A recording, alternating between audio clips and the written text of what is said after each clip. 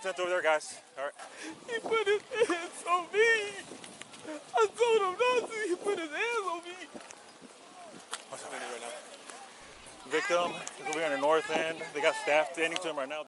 No, we got to talk about the Karmelo Anthony stuff. So it looks like a judge has released the evidence that the jury got to see during the trial. So a lot of people were waiting for this. A lot of people wanted to see it. So we're going to go over to a few videos about it. And then, of course, we'll go over to an AI breakdown just to wrap it all up. But let's see if this changes anything what we initially thought. Yes. A judge releasing evidence from the murder trial against Texas teen Karmelo Anthony, showing the moments Anthony was taken into custody after stabbing 17-year-old Austin Metcalf. Chanley Painter joins us with more details on this very tragic situation. Chanley. Hey, guys, it really is. The judge saying he wanted to provide transparency by releasing the trial evidence, including video and photos, showing the moments both before and after Karmelo Anthony fatally stabbed Austin Metcalf with a knife last year during a high school track meet in Frisco, Texas. This body camera video shows Anthony moments after he was taken into custody.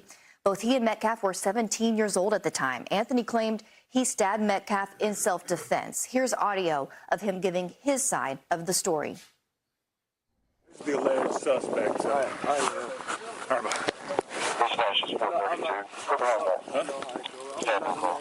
Okay. He put his hands on me. I told him not to. He put his hands on me. This photo of the Ozark Trail multi-tool knife that prosecutors say Anthony used to fatally stab Metcalf. Now, okay, now a lot of people had a debate on this knife in general, thinking it was just a small little knife. A multi-tool knife. This isn't what a multi-tool knife when I think about a multi-tool. This looks like a pocket knife. But let me know your thoughts. Let's keep going.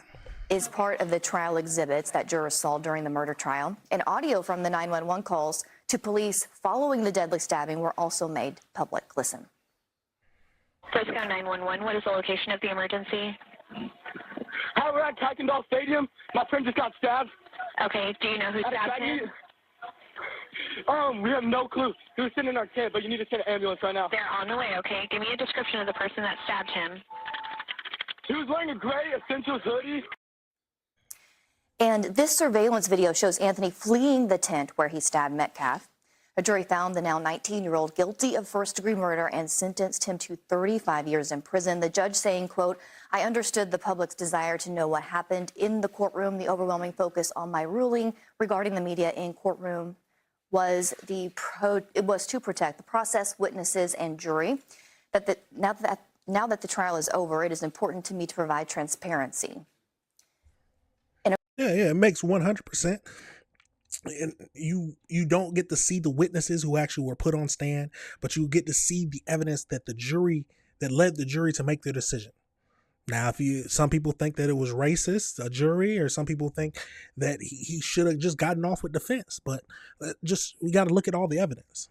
Of course, Anthony will be eligible for parole after serving half of those 35 years, guys. Back to you. Thank you, Chanley. Thanks. 17 and a half years is what he has to serve to be eligible for parole. Now let's get over into this next video. And we are getting a look at what the jury saw in the case against track athlete Karmelo Anthony. The jury convicted and sentenced the teen to 35 years for the fatal stabbing of a fellow track athlete, Austin Metcalf. In one video, you can hear Anthony admitting to the stabbing.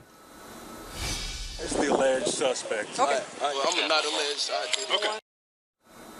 You can hear him say, I'm not alleged, I did it. Anthony's attorneys claim he stabbed Metcalf in self-defense. They have filed a notice to appeal the conviction. ABC News legal contributor Brian Buckmeyer has more on that story. Brian, this newly released evidence includes video of the stabbing and the aftermath. What do you make of it, and why release it now? Yeah, so good morning, Dan. What I make of it is we're finally getting a glimpse as to what the jury saw in making their decision in this very high-profile case that was closed off to the media as it played out. I think the reason why we're seeing it now is because of transparency and the desire for so many people to see what the jury was considering and what conclusion they came to. As I listen and watch the video, I now get a better understanding as why the defense might have thought that not putting on Karmelo Anthony to testify made sense, because a lot of the statements that they wanted or would have wanted are there there. He's admitting to what he did. He's admitting that it was self-defense, at least in his mind. And I think that puts forward the subjective standard that the defense needs to say, this is what went on. But for the prosecution, you got everything you needed for a conviction here in terms of the admission, the running away, and the interaction thereafter. I don't see how they can say that this is showing that he was doing self-defense.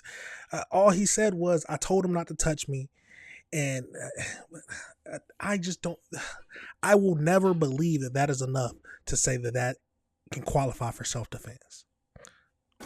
The evidence also contains emotional 911 calls where you hear Metcalf's brother trying to tell him to pull through. How impactful is that kind of audio in a case like this? I think it's everything. For a juror, they're kind of doing Monday morning quarterback, so to speak, right? They're watching the events after the fact, but the ability to hear 911 calls and hear what was going on at that time, I think is very powerful. The other thing that I think that goes a little bit under the radar comes from the idea that most people who do this line of work, defense work and prosecution, often say the hardest homicide case is an attempted murder because you have the actual victim testifying in that case. Here, that's not the case, but you have the twin brother who looks exactly like the victim in the case and also an eyewitness to the event on the stand testifying, hearing him in the 911 calls. I think his testimony, his presence does a lot for the prosecution and clearly did based on the conviction here. The defense is appealing the jury selection, the verdict, and the sentence. Which do you think they have a better chance of winning on? I think the sentence. When it comes to the verdict, I think it's very difficult. They're obviously going to make arguments based on the Batson challenge, arguing that there were no African-American people within the jury, but we do know there was diversity within that jury based on other races. They're also making arguments based on the decisions that the judge and the prosecution made to admit certain pieces of evidence. But I think the strongest argument here they have is the sentencing, because they can show similarly situated 17 or 18-year-olds in similar arguments of stand your ground, where the sentence might not have been as high as 35 years. It might have been 10 years, 50, and 20 years.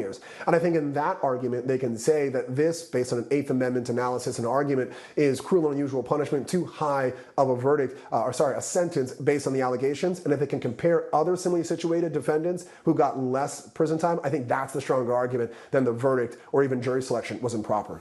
All right, Brian Buckmeyer, thank you. I mean, it all makes sense. I can understand that they're going to try appeal because that is their job to do as lawyers.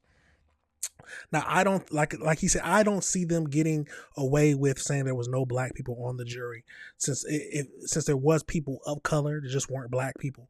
The years thing, if they make a good argument, they might be able to get away with that, but we'll just have to wait to see exactly what they go through. Let's go to this next video, see if anything else. Hold on, let's see real quickly. So let's go over to this video real quick. Where is it at? Sorry about this, y'all. Get to it.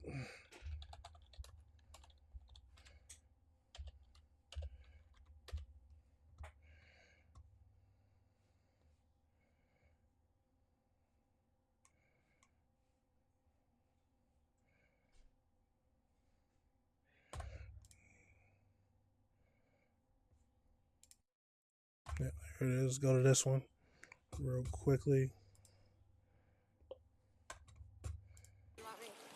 If somebody is shooting the victim, they need to be over there. North end under a memorial pen.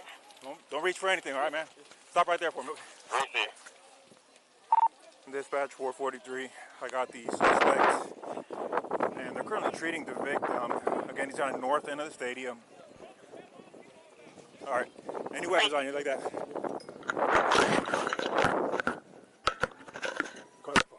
I'll look here. How long? He put his hands up. I know I'm not. 4-4, copy, I'll be in route. Help me, y'all back up a little bit. Come over here for me. Come over here. 447, I'm gonna put your handcuffs for now, okay?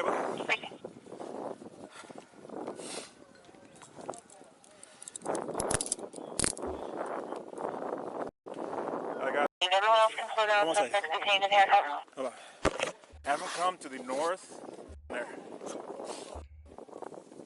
All right, bye. What's the mind if I reach in your pocket? I'm gonna a little personal there, okay? Just to make sure. Okay. The victim's gonna be underneath that tent over there, so I'll get medics.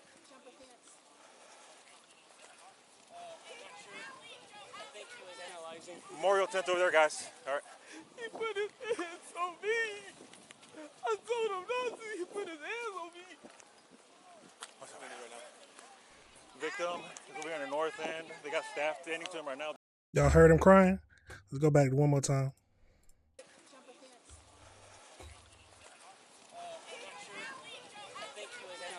Memorial tent over there, guys. All right. He put his hands on me. I told him not to. He put his hands on me. Absolutely crazy, y'all. Let's go over into the AI breakdown just to finish this up. I always do that. Let's get over into this. So as we know, on Juneteenth, the courts publicly released more than 6 gigabytes of evidence used during the murder trial of 19-year-old Karmelo Anthony. Like we know, he was sentenced to 35 years in prison. So we got the verbal confession, the self-defense claim, and the broken, sobbing voice. Anthony can be heard defending his actions to the escorting officers. He put his hands on me. I told him not to put his hands on me. Security footage from the stadium shows the brief burst of movement under Memorial High School. So we've seen that before, where that's the video that was released prior to all this. That it's grainy footage. I couldn't really tell. If you didn't know who was who, you wouldn't know what was happening, or you wouldn't know who it was. You could see a scruffle, but I couldn't really tell. You can't make out who it is if you don't know who it is. Then we also got the images of the weapon, that gray knife. And then we got graphic photos of his fatal chest wound, blood splattered clothing, and the specks of blood on Anthony's fingers and sweatshirt sleeves. And then they also presented photos by the attorneys, Anthony's defense, showcasing his family ties, home life. We also got that 911 call. Absolutely crazy, y'all. Let me know your thoughts on this situation. How do y'all feel about it? Does all this evidence that came out make you feel any different about the case? Like I've said before, it still no matter how you look at it, I think a reasonable person would say if someone puts their hands on you, touches you on the shoulder, pushes you wherever he did, I don't think you can come back and stab someone in the chest. Might be crazy to think, but let me know your thoughts on that situation, y'all. Let me know if you disagree with anything I said. We're going to pivot now to our next topic. We got to stick to the Juneteenth week.